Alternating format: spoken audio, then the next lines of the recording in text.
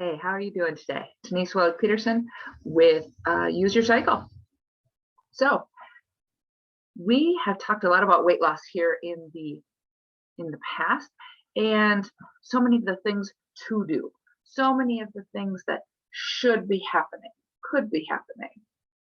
But what we haven't talked about is some of the things you just plain and simple don't need for weight loss in your 40s and your 50s, probably younger too. Probably older too. So today we are going to talk about 5 things you absolutely do not need for weight loss in your 40s and 50s. So let's jump in. Now, as always, if you have any questions, drop them in the comments. Reach out to me. I'm on Facebook. I'm on Instagram. I'm on TikTok, but I don't know. Don't reach out to me there yet. I'm not very good at it. So let's get going. 5 things you don't need for your weight loss journey in your 40s and 50s. Number 1, the food tracker app or journal or whatever it is that you absolutely need to start doing anything in order to lose weight. Right? You don't need that. Is it nice? Maybe if you're not really aware of some of the things you're doing, right? But I find though that if you just focus on, pick something to add to your routine, right? Like, what is a non-negotiable? For me, a non-negotiable is that I have salad for lunch every day. Don't get me wrong, that salad doesn't include any portion of protein. But in order to get the fiber and the nutrients and the micronutrients and things that a person needs, I like to get my vegetables in it, right? Vegetables are helpful to me. They're helpful to a lot of people, yeah. But are they helpful to you? I don't know. Right? I do not know. So set some non-negotiables for yourself. And I would encourage them to be things that you are going to do, not things that you are going to not do, right? The time for pulling things out is later. Let's add things in. And that just goes to the whole, if you create a void or a vacuum, you need to fill it, right? So if you were to say, I am not going to eat 3 hours from bedtime. So you've opened up this big vacuum or void in your eating thing. And then what do you fill it with? So I like to encourage people to fill first, and then other things that are less helpful generally will fall away. So some things to keep in mind there, right? Another non-negotiable will be protein at every meal, or your protein is first, or don't have your coffee before you have some protein, right? Those are just examples, not things that you have to adapt, right? But for some people, that food tracker app or writing it down can be really cumbersome, right? And maybe that's part of the allure of it, is that it's so cumbersome that you're like, I really want that handful of whatever the treat is in the break room, but then I have to write it down. Okay? But for other people, that's a stopping point. I have to write everything down, so just screw it. I'm not ready to start. I don't know how to work the app. I don't have a journal. I don't know how many calories. That's not the point of those things. So one thing that I sometimes do recommend to my clients is just take a picture of everything you eat, right?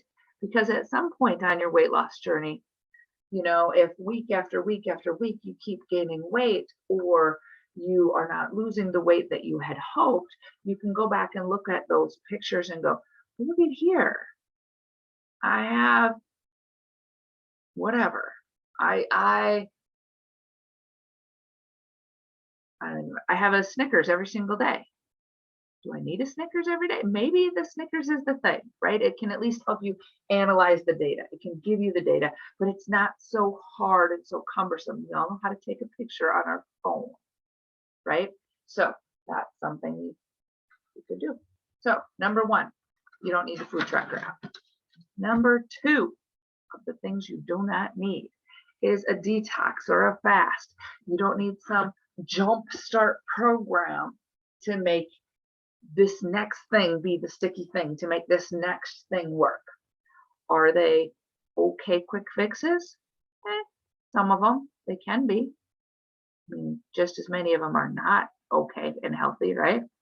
Are they great taste bud resetters? I am not going to lie. I am a sugar freak. I like sugar, right? And have you ever gone from having a Snickers bar to having 90 or 100%? I recently decided I like that. 90 or 100% dark chocolate. That's a big jump. That is a big jump, right? So sometimes it is good to like reset the taste buds, right? And take all the sugar out so that you can reset the taste buds. Does it have to happen? No, it doesn't. You can willpower through it and say, okay, no sugar for this month or whatever. Is it hard? I think so, but maybe you don't. I don't know, right? Are detoxes and fasts a way of life? Not very darn often, but you don't need them to lose weight. What is the third out of 5 things you do not need to lose weight? Supplements. It's never about the small rocks. Even as I say that, though, I'm like, the journey of 1,000 steps starts with a step, but it's not. It's the sand in your shoe, right? Okay, so it's the sand in your shoe that's going to hang you up, right? Okay, so supplements are like the sand in your shoe. It's what's going to hang you up and prevent you from getting started with the big stuff, the big rocks, right? Supplements are gap fillers, right?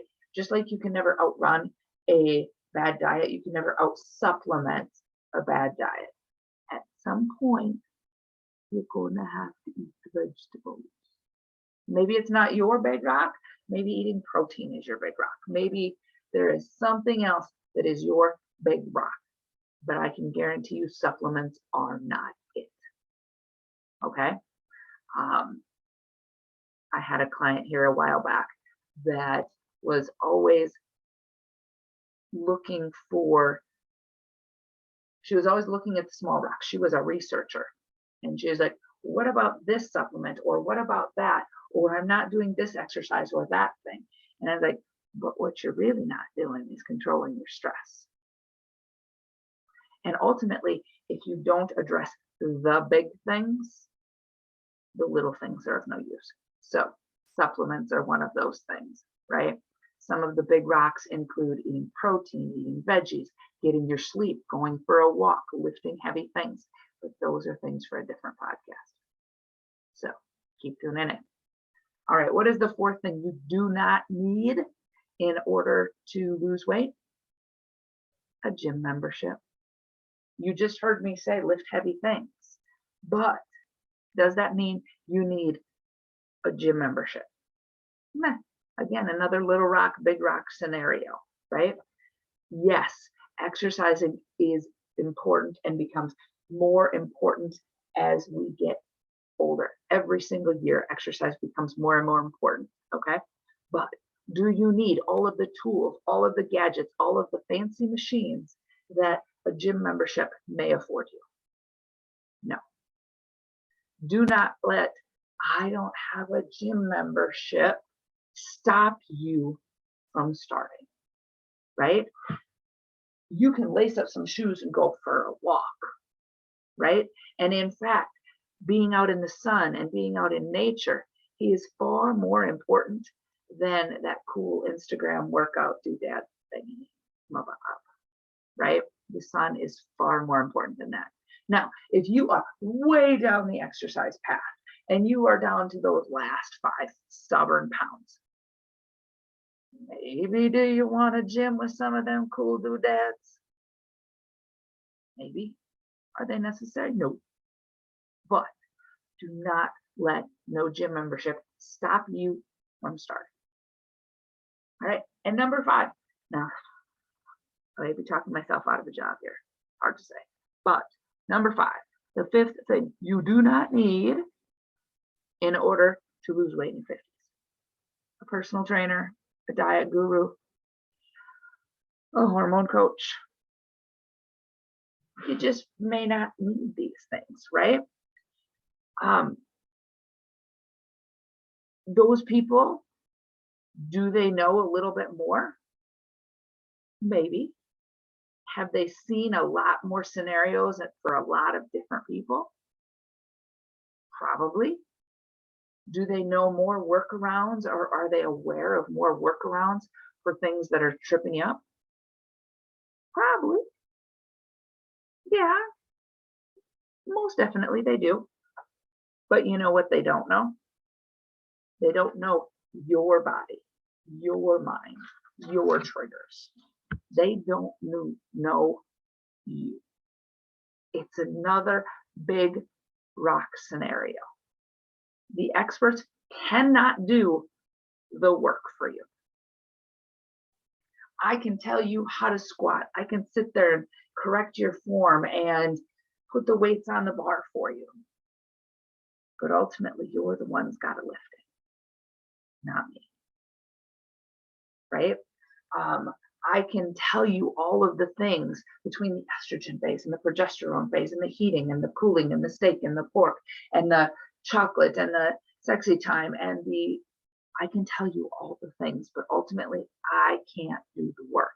That is something that only you can do, right? So can they be helpful in some scenarios? Sure. A lot of times, once we've started the journey, and it's like, man, nothing I'm doing is working, then maybe it's time to start looking into what trainers and coaches are saying. Maybe it's time to ask for help and say, hey, I am missing something here, right? And it can be something as small as, are you eating protein for your first step? Are you getting 8+ hours of sleep at night? Or are you going for a walk every day, right? Like a lot of times when we first get started, we really focus on one or two things, right? And maybe it's that salad every day for lunch. And you didn't hear me say, take a walk every day. Or you live somewhere where it's below zero half the year, and you're like, no, I'm not taking a walk every day. And that was in the winter time, but you've kind of forgotten about it. And now it's summertime, and a walk every day is way more feasible, but it's not something on your radar, right? You heard that podcast way a long time ago. You picked up on one thing, but you didn't pick up on all the others, which is totally fine, right? I mean, I've been in this industry for 20+ years, right? You don't hear all the things the first time, right? So could be you're like, okay, I need somebody to look at my food pictures. I need somebody to talk to, and maybe it's as simple as that for them, right? For someone who's in it for 20 years, maybe it's like, oh my gosh, do you hear yourself? You're still lifting 3-pound weights. I do not understand that. Your purse weighs 22 pounds, right? Maybe it's something as simple as that, just a simple conversation with a person. Or maybe it's working with a person for a little bit to help you see the things, or maybe you've got all of the big rocks under control, but you're not sure what the medium rocks look like. You're not sure what the sand looks like, right? And do you need to stay with them long term? No. I mean, I don't think one workout or one session with any of them is going to be overly helpful, but do I think that maybe you can do their 3-month, their 6-month, their whatever program, and learn a lot of things? Yeah, I think you can. But is it a reason to not start at all? It's